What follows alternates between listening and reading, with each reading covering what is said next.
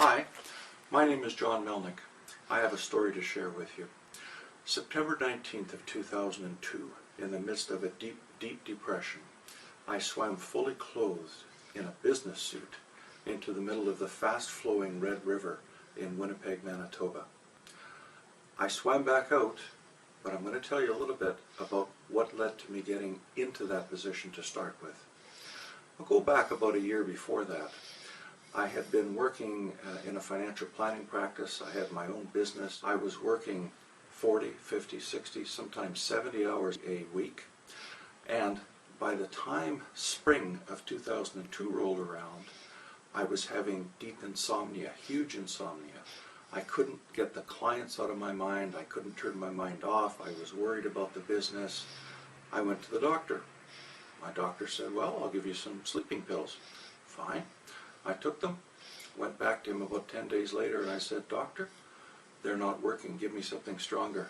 So my doctor told me that these pills should be knocking me right out. And he said, there's something else going on. He said, you have depression, and he said, you've had this before. I said, I don't think so. He said, yes, you have. I started thinking, and by gosh, when I was about 25, I went through and had a similar set of symptoms. I wasn't able to work very well. My sleep pattern was erratic. I was very anxious.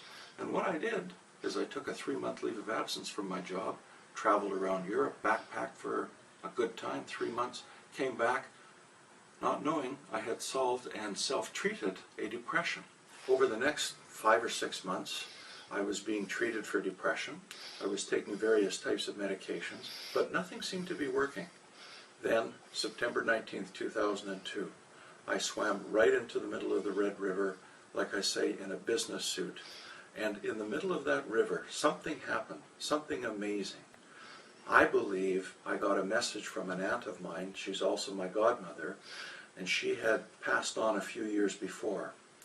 And I believe I heard her say, John, turn around, swim back out, this is going to get better, there's work for you to do, and this is why I taught you to swim when you were 6 years old.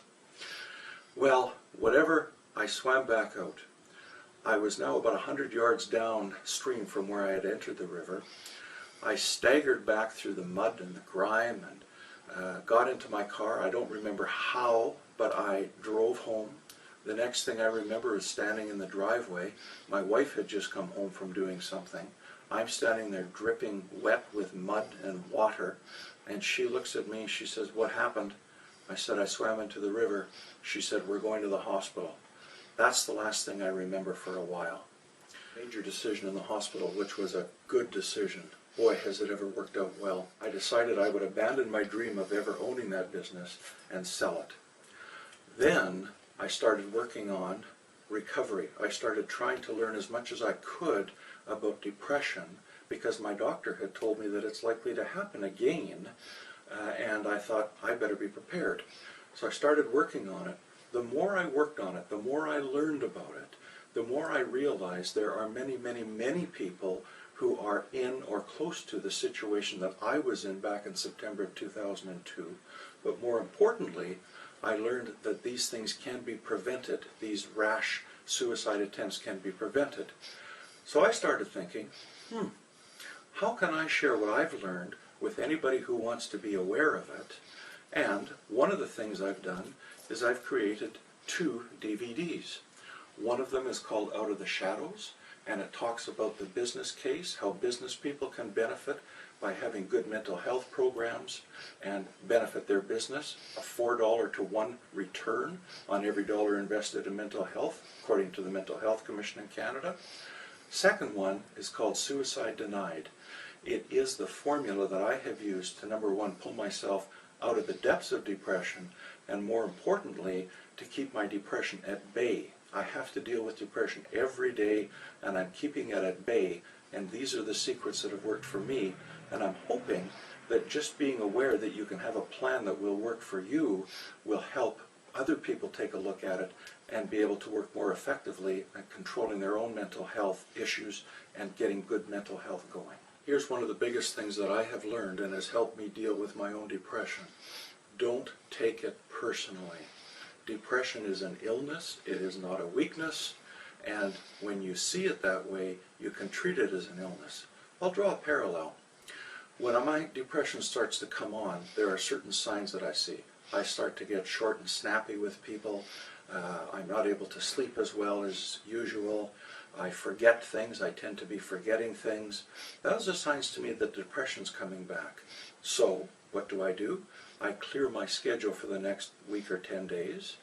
I do things like going to the show, I relax, I talk to my wife about how I'm feeling, I play with our dogs, which I do most of the time anyway, but I really enjoy those types of things.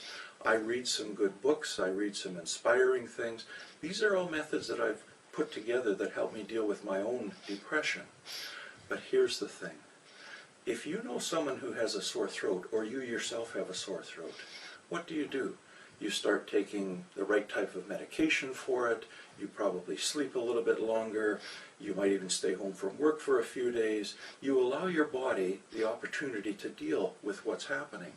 Same thing with depression, I find. It's an illness, it's not a weakness, it can be dealt with, and I don't take it personally. I don't say this is part of me and I'm weak. Actually, I'm stronger because I'm able to deal with it that way, and I keep my depression at bay.